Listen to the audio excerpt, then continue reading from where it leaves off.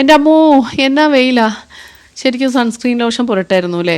ഒന്ന് പോയി എൻ്റെ അന്നമ്മു, വെറുതെ ചാട കാണിക്കാതെ. പാടത്ത് പണിയുന്നവർ സൺസ്ക്രീൻ തേച്ചിട്ടാണ് പോണത്. ഇന്നേ നമ്മൾ നേരെ പറമ്പിലോട്ട് ഇറങ്ങി അടുക്കളയിൽ സാധനങ്ങളൊക്കെ കഴിഞ്ഞിട്ടുണ്ട്. കിട്ടിയത് വെച്ച് എന്തെല്ലാം ഐറ്റംസ് ഉണ്ടാക്കാമെന്ന് നമുക്ക് തീരുമാനിക്കാം കേട്ടോ. നല്ല ബെസ്റ്റ് കുടപ്പനുണ്ട് കേട്ടോ. പയറിട്ട് തോരൻ വെക്കാം. അയ്യടാ തേനിലിടൂ. കറ നമ്മുടെ മേത്തും കൊട്ടയിലും ആവാതിരിക്കാനേ മണ്ണിലൊന്ന് കുത്തി ഇങ്ങെടുത്താൽ മതി, സാധനം സെറ്റാണ്. ഇത് നോക്കിക്കേ, ഇടയിലുള്ള കായകൾ മിടുക്കന്മാർ കൊണ്ടുപോയതാണോ അതോ മാനുഫാക്ചറിങ് ഡിഫക്റ്റ് ആണോ? നിങ്ങൾ എന്നെ പറ കേട്ടോ, എനിക്ക് தெரியாது. നമുക്കൊരു കുടപ്പനും കൂടെ പറിക്കാം. നാളെ നമുക്ക് നല്ല ബെസ്റ്റ് കട്ട്ലേറ്റ് ഉണ്ടാക്കാം കേട്ടോ. 4-5 കായ കൂടെ പറിച്ചാൽ മെഴുക്ക് പുരട്ടിയും റെഡിയാണ്. കാന്താരിയുടെ കാര്യം തീരുമാനമായി. ഇനി മഴ പെയ്യണം കേട്ടോ തളിർക്കാൻ. ഉള്ളത് കൊണ്ട് നമുക്ക് ഒപ്പിക്കാം അല്ലേ. നോക്കടോ, ഒരു സാധനം വെച്ച പന്നിയുടെ അഭ്യാസം ഇതാണ്, കള്ളപ്പന്നി. അതിനോട് ഞാൻ കൂട്ട് വെട്ടിയിടാം. പഴുത്തതും ചെനച്ചതും മൂത്തതും പിഞ്ചും ഒക്കെ ആയിട്ട് ധാരാളം കപ്പളങ്ങയുണ്ട്. നീ ഓമയ്ക്ക പപ്പായ എന്നൊക്കെ നിങ്ങൾ പറയുന്നുണ്ടാവൂലേ? നിങ്ങൾ എന്താ പറയുന്നത്? നിങ്ങളോട് ഒന്ന് പറഞ്ഞായിരുന്നേ. ഞാൻ ഇത് കൊണ്ടിന്ന് പൊളിച്ചടുക്കൂട്ടോ. 2 ദിവസത്തേക്കുള്ളതായി. അവനവന്റെ വേലി പൊളിക്കുന്ന കള്ളീനെ കണ്ടിട്ടില്ലെങ്കിൽ ഇതേ കണ്ടോട്ടോ, നല്ല വൃത്തിക്ക്. അയ്യോ, കരിഞ്ഞുണങ്ങി വയ്യാണ്ടായി. വീട്ടിലേക്കൊന്ന് എത്തിച്ചാൽ മതി കേട്ടോ. അപ്പോൾ വാഴക്കൂമ്പ് ഇതുപോലെ കുഞ്ഞായിട്ട് കൊത്തിയരിഞ്ഞ് വെളിച്ചെണ്ണ തിരുമ്മി നമുക്കിങ്ങനെ വെക്കാം. അതിൻ്റെ കറ പോകാനാണ് കേട്ടോ. കായയുടെ തൊലി ഇങ്ങനെ ചീന്തി അരിഞ്ഞ് വെള്ളത്തിലിട്ട് കറ കളഞ്ഞ് വെക്കാം. നല്ല മൂവാണ്ട മാങ്ങയാണ്. തൊലി ചെത്തി പൂളി എടുത്തിട്ടുണ്ടെങ്കിലേ നല്ല ബെസ്റ്റ് ചമ്മന്തിയാക്കാം. മാങ്ങ കണ്ട മുളകും ഉപ്പും കൂട്ടി തിന്നണം എന്നുള്ളൊരു തോന്നലാണ്. പക്ഷെ അകത്ത് പോയി എടുത്തോണ്ട് വരാൻ എനിക്ക് മടിയായി. അതുകൊണ്ട് പഴുത്ത കാന്താരി ഒന്ന് മുറിച്ച് തേച്ചിട്ട് നമുക്കൊന്ന് തിന്ന് നോക്കാം അല്ലേ. പണി എങ്ങനെ പാളിന്ന് നിങ്ങൾ കണ്ടല്ലോ. ബാക്കി രാവിലെയും കൂടെ അറിയാട്ടോ എനിക്ക്. ആരും ഇപ്പണി ചെയ്ത് നോക്കല എൻ്റെ അമ്മോ.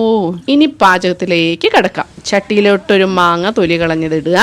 3 ഉണക്കയില നന്നായിട്ട് കഴുകി മുറിച്ചിടുക.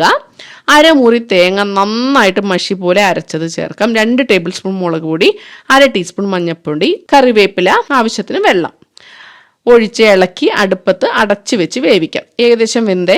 ഉപ്പ് പോരാന്ന് തോന്നുന്നു ഉണക്കമീൻ. അപ്പം ഞാൻ ഒരല്പം കൂടി ഉപ്പ് ചേർക്കുകയാണ്. ഇനി ഇറക്കി വെക്കാം. ഇനി ഒരു പാനിൽ വെളിച്ചെണ്ണ ഒഴിച്ച് ഒരു 10-15 ചെറിയുള്ളി മുറിച്ച് മൂപ്പിച്ച് കറിവേപ്പില ചേർത്ത് ഇറക്കും മുമ്പ് ഒരു 1/2 ടീസ്പൂൺ മുളക് പൊടി, ഒരു ഭംഗിക്കും രുചിക്കും ഇട്ടെടുത്ത നമ്മുടെ പച്ച മാങ്ങ ഉണക്കയില കറി റെഡിയാണ്. ഇനി നമുക്ക് ചക്കക്കുരു പച്ചക്കായ മെഴുക്ക് പുരട്ടി ഉണ്ടാക്കാം. 10-15 ചക്കക്കുരു തൊലി കളഞ്ഞ് 4ആയിട്ട് കീറിയിടാം.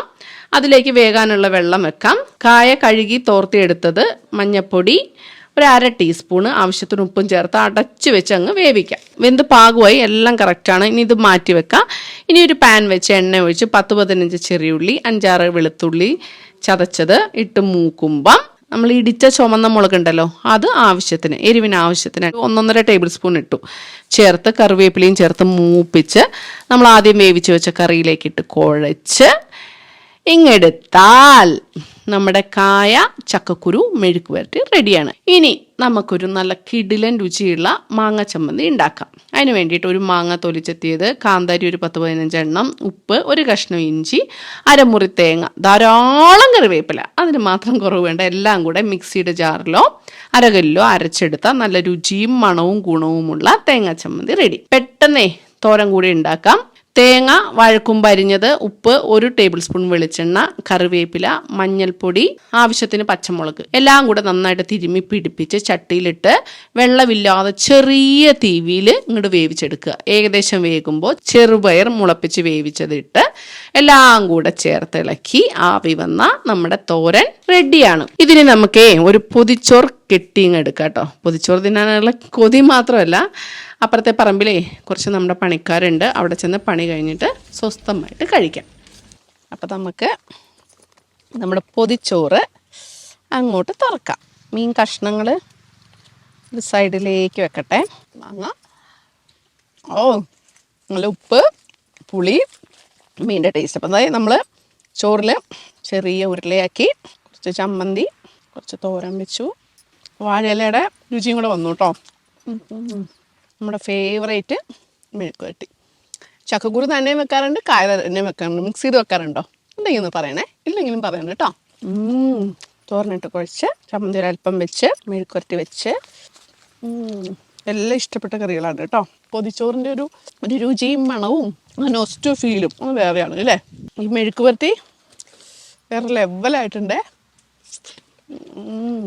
മീനില്ലാതെ വെജിറ്റേറിയൻകാർക്ക് തിന്നു നോക്കട്ടെ കേട്ടോ, വേറെ ലെവല്. അപ്പോൾ പൊതിച്ചോറിൽ ഒരുപാട് ഐറ്റംസ് ഉണ്ടായിരുന്നു, നമ്മുടെ വീട്ടിലുണ്ടായ സാധനങ്ങൾ തന്നെ. എല്ലാം ഞാൻ തിന്ന് കാണിച്ചു. ഏത് റെസിപ്പി നിങ്ങൾക്ക് കൂടുതൽ ഇഷ്ടമെന്ന് പറയണം. ഓക്കെ.